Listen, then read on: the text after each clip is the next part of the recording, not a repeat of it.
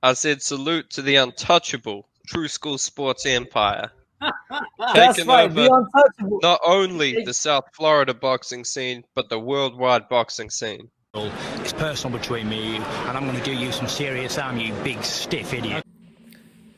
The untouchable True School Sports Empire proudly presents something the boxing game's been missing. Hey, what's going on? It's your boy BT, and I came here to talk some boxing with the thousands of True School Sports subscribers. Now, let's talk some women's boxing because I almost forgot this fight was happening this weekend, so I'm glad Boxing posted this article. But just for those of you who don't know out there, Kim Clavel, the WBC Women's Junior Flyweight Champion, she will be taking on Mexico's and the WBA champion Jessica Nery Planta this weekend, this Friday, I believe, on the 13th, right? The 13th. So January 13th, they're fighting unification fight, big fight. Now, Kim Clavel, for those that don't know, extremely skilled, like one of the most skilled technical fighters in the sport, male or female. I really think that.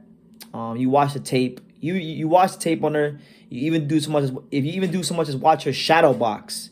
Kim Clavel is extremely skilled, and the way I see it, I know a lot of people are getting on the Yocosta Valle hype train, but for me, around these weights, Kim Clavel is the only she's the only hope to beat Seniesa Estrada. Because after that, I have no doubts in my mind that Seniesa Estrada is beating the field. She's beating the rest of the fighters from 105, 108, 112. She's beating them all. She's beating them all, and it's not close. But this is the girl right here who I think has the best chance is Kim Clavel, just because she's the one that can match Seniesa Estrada from an athletic standpoint, and even from like a boxing standpoint. She can really fight. But anyway, here's what Kim Clavel had to say about a Seniesa Estrada fight, and she had quite a mouthful to say about a Seniesa Estrada fight. She stated the following, and I quote, "The biggest fight out there for me is Seniesa Estrada. There is Yocosta Valle out there as well, but I think the big blockbuster fight for me is when Seniesa and I eventually fight.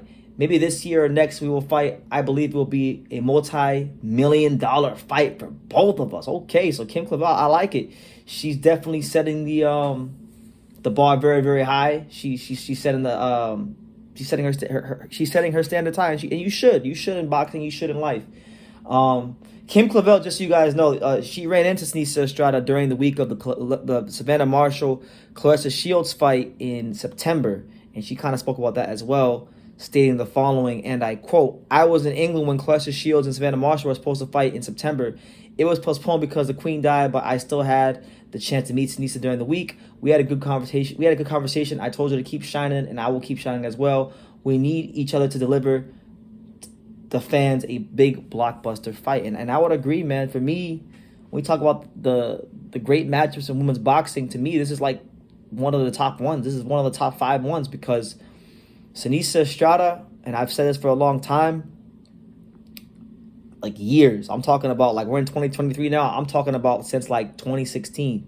So we're talking about more than half a decade I've been saying this. But I think Seniesa Estrada is the most talented, the most skilled, and when the smoke clears, yeah, maybe she won't have the accomplishments of a Claressa Shields, but I think when she goes out there and she fights, she's the pound for pound most skilled fighter in women's boxing. But I'm gonna say this: Kim Clavel is gonna give her more than a good run for her money, just because, like I said, what makes Seniesa such a great, talented fighter is her footwork. That's number one. Number two, her understanding of foot positioning, and number three, I would say her versatility. Her ability to throw punches and switch stances mid-combination and still maintain lead foot leverage, meaning that she gets her foot on the outside of the opponents, being in position to hit her opponents. It's hard to do that in boxing. Male or female, there's not many fighters in boxing that can do that. So she's exceptional at what she does when it comes to boxing. But she's been doing it against these girls like Tenkai Tsunami and Annabelle Ortiz, and decent fighters, good fighters, girls that have been champion, girls that came to win.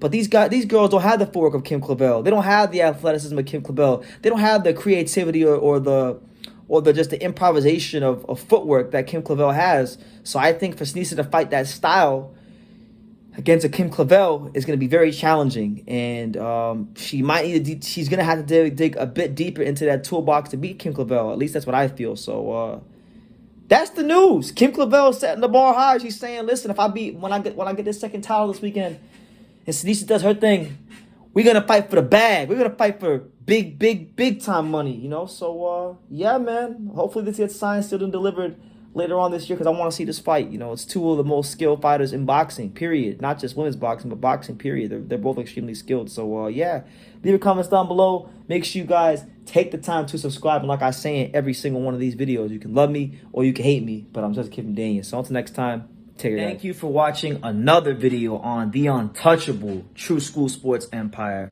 For more great boxing content just like this video, click right here and make sure you subscribe. Much love from sunny South Florida.